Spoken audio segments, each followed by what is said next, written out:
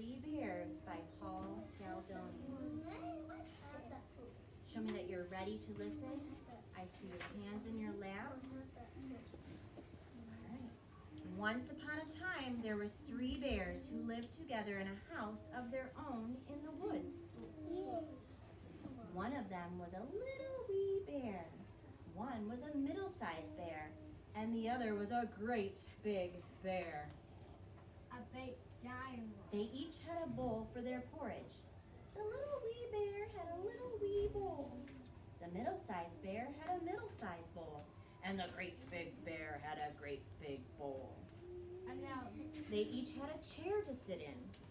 The little wee bear had a little wee chair. The middle-sized bear had a middle-sized chair. And the great big bear had a great big chair. And they each had a bed to sleep in. The little wee bear had a little wee bed. The middle-sized bear had a middle-sized bed. And the great big bear had a great big bed. he's snoring.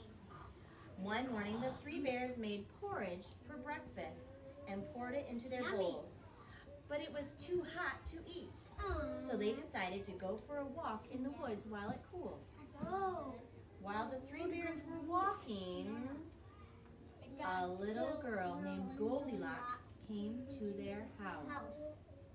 First, she looked in the window. Then she peeked through the keyhole. Of course, there was nobody inside. Goldilocks turned the handle of the door. The door was not locked because of the three bears. They were trusting bears. And myself.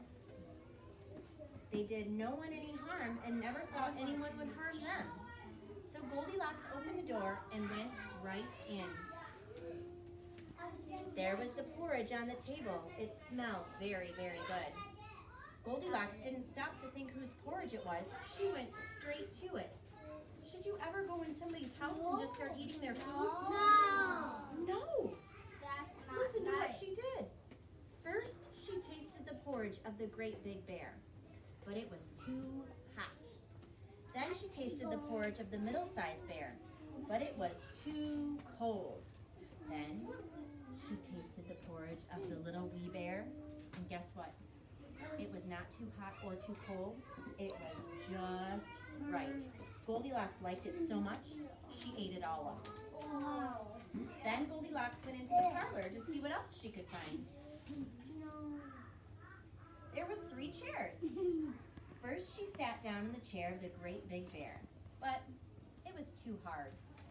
Then she sat down in the chair of the middle-sized bear, but it was too soft. Then she sat down in the chair of the little wee bear. It was neither too hard nor too soft. It was just right. Goldilocks liked it so much that she rocked and rocked and rocked until the bottom of the chair fell out. Down she went, plump, onto the floor.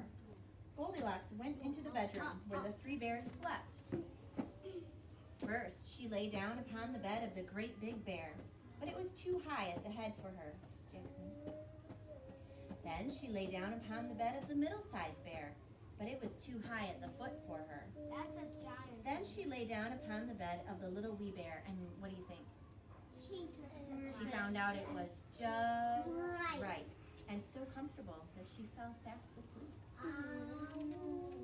By this time, the three bears thought their porridge would be cool enough, so they came back home for breakfast. We're tired.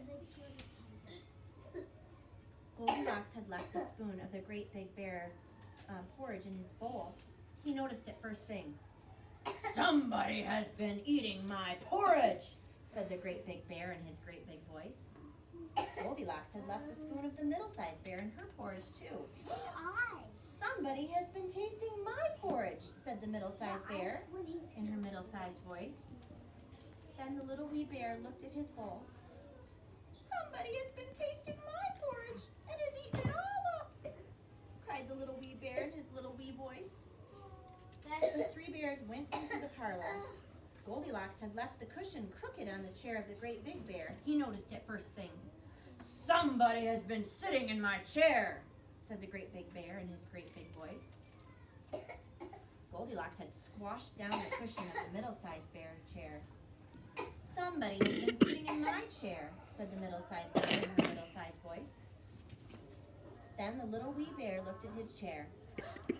Somebody has been sitting in my chair and has sat right through it, cried the little wee bear in his little wee voice. Goldilocks had pulled the pillow of the great big bear's bed out of place. He noticed it first thing. Somebody has been lying in my bed, said the great big bear in his great big voice. Goldilocks had pulled the blanket of the middle-sized bear's bed out of place. Somebody has been lying in my bed, said the middle-sized bear in her middle-sized voice. What's going to happen next? Are they going to find her? Yeah. I can't look. What do you think's going to happen? They're going to find Marsha, what do you think will happen? They will find her. They will find her. Brayden, what will happen when they find her? They'll eat her. Brayden, what do you think? No. Do you think they're going to be mad, Brayden? Yeah. Okay, let's find out. I'm nervous. Kick her out. Then the little wee bear looked at his bed. Somebody has been lying in my bed. And there she is, cried the little wee bear in his little wee voice. Just then, Goldilocks woke up. There were the three bears all staring at her. Goldilocks was so frightened that she tumbled out of bed and ran to the open window. Out she jumped. And she ran away as fast as she could, never looking behind her. No one knows what happened to Goldilocks after that. As for the three bears, they never saw her again. They made their tent, like to shut the door.